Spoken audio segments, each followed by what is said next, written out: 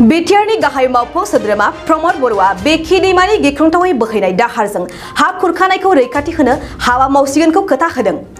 बाक्सायाव दैबानाजों लोमजानाय जायगायाव नुजाथि फैना खौरां लाफैदों बिटिआरनि गाहाय मावफुं सोद्रोमा प्रमद बरुवा। लोगोसे बाक्सा जिल्ला सालबारि मुखुमानि बेन्दोंआव थानाय गोबां गामिफोराव बेखि दैमानि गिख्रंथाव बोहैनाय दैनि खुरखानायखौबो नायदिंफैनानै बेनि सायाव थाबैनो गोख्रों राहा लासिगोनखौबो मिथिहोदों बिटिआरनि गाहाय मावफुं सोद्रोमा प्रमद बरुवा। आरो बिटिआरनि गुबुन गुबुन जायगाफोराव दैबानाजों खहा जानाय भुगिनांनाय सुबुंफोरखौबो हाजासे बिटिआर सरकारनिफ्राय नायदिंनाय आरो हेफाजाब होनायाबो सोलिबाय थागोनखौ होननानै बुंथिबावदों। पाले माने निजे बहुत बছৰৰ পৰা দেখা পাই আছো, খালি প্ৰবলেমটো সলভ কৰিব পৰা নাই। এতিয়া বেকি নদী অকল নহয়, ভূটান পাহাৰৰ পৰা যিবিলাক নদী আমাৰ বৈ আহিছে মেক্সিমাম নদীয়ে ইৰোশন কৰিছে আৰু এটো মানে খুব সাংঘাতিক ইৰোশন, বহুত কাৰেন্ট। তো সেই কাৰণে ইয়াত এটা সাইন্টিফিক এটা ভাল মেনেজমেন্ট এটা হ'ব লাগিব। আৰু ইতিমধ্যে বেকি নদীৰ কাৰণে বহুতখিনি টকা স্যাংশন হৈ আছে। আমি বিচাৰিছো যে যোনে কামটো নকৰো কিয় যদি ভালকে অলপ টেকনিক্যালি আৰু সাইন্টিফিক্যালি যদি ভালকে কৰা যায় তো হিটো মেনেজ হ'ব। কাৰণ ডাঙৰ ডাঙৰ নদী মেনেজ কৰিব পাৰিছে, যে ইয়াতো মেনেজ কৰিব নোৱাৰা বুলি কথা নাই। তো সেই কাৰণে এই বছৰ কামটো আৰম্ভ নহল, প্ৰসেছত দেৰি হ'ল। সেই কাৰণে বহুতখিনি ইৰোশন হয়, আমাৰ ভাল ভাল মাটি নদীৰ বুকুত গৈ আছে। আৰু মই আশা কৰিছো যে নেক্সট বছৰ আৰু এনেকুৱা নহয়, কাৰণ যিখিনি টকা ইতিমধ্যে স্যাংশন কৰি দিছে ইয়াৰ কামখিনি আৰম্ভণিৰ পৰা আমিও চোৱা চিতা কৰিম যে ইটো যাতে ভালকে হয়। হিটোৰ কাৰণে আমি প্ৰত্যেকটো নদী বানপানীৰ সময়ত তেখেতসকল এই নদীবিলাকৰ যিটো ইৰোশনটো ক'ত কেনেকা হৈ আছে মই নিজেও ডাইৰেক্ট আহি পেলাই চাই আছো, তাকি আমি মানে ডিপাৰ্টমেণ্টৰ লগত বহি পেলাই কেনেকৈ মানে সাইন্টিফিক্যালি আৰু টেকনিক্যালি কামখিনি কৰিব পৰা যায় আৰু খেতিৰ মাটিবিলাক যাতে আৰু মানে নদীৰ বুকত যাব লগা নহয়। ইফালে শুক্লাই নদীত প্ৰায় 500,000 বিঘা মাটি বালি পুতিলে, পুঠিমাৰী নদীও এই বছৰ এগেইন 500,000 বিঘা মাটি পুতিলে। আৰু তাত যিবিলাক মাথৰি আছিলে মাথৰিবিলাক ছিঙিব লগা মাথৰি নাছিলে, বহুত ডাঙৰ ডাঙৰ মাথৰি আছিলে, কিন্তু ইৰোশনটো ইমান স্পীডত হয় যে হিটো মানে এটা নিখাতে মানে বহুতখিনি দূৰলৈ গুচি যায়।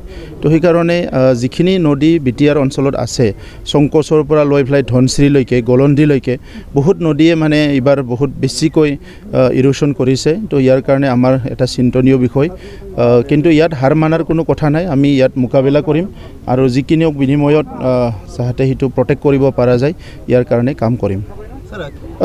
কোৱা মানুহবিলাকতো ক'বই ভাই, কোৱা মানুহজন ক'ত ক'ত গৈছে সুধি চাওক। যোনে কৈছে কক বকাও মানুহবিলাকক আপুনি সুধি চাওক, সি যদি ক'ৰবাত এমুঠি চাউল দিছে, ক'ৰবাত যাই পেলাই গাঁৱৰ মানুহক যদি সহায় কৰিছে, কাৰোবাৰ গৰুহাল যদি টানি আনি ওলাই দিছে, সেই মানুহবিলাক সোধক।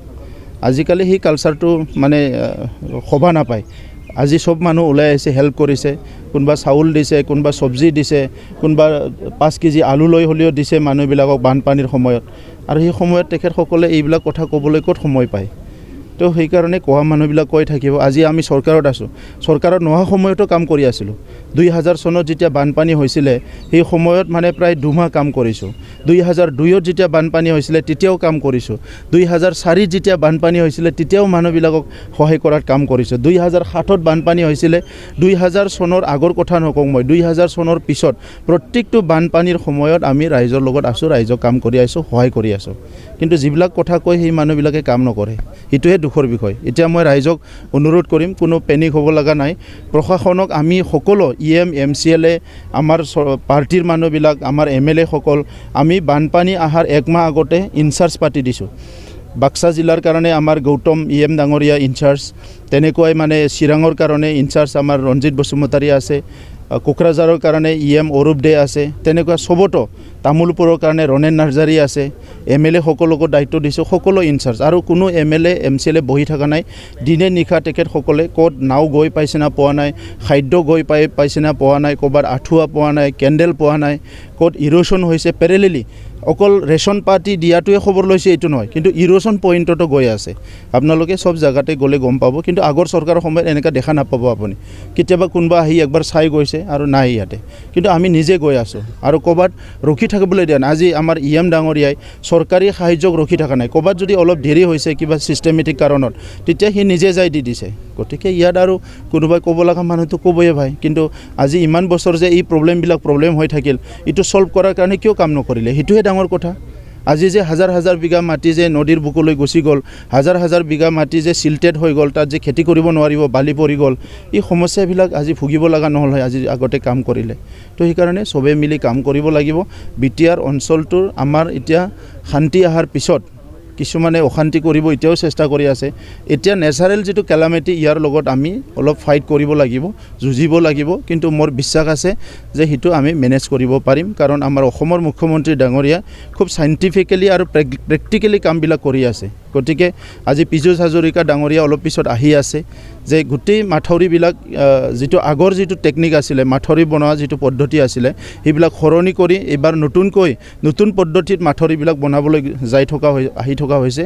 তো এইবিলাক যেতিয়া হৈ যাব, আপোনালোকে দেখিব যে চব প্ৰব্লেম ছল্ভ হৈ যাব।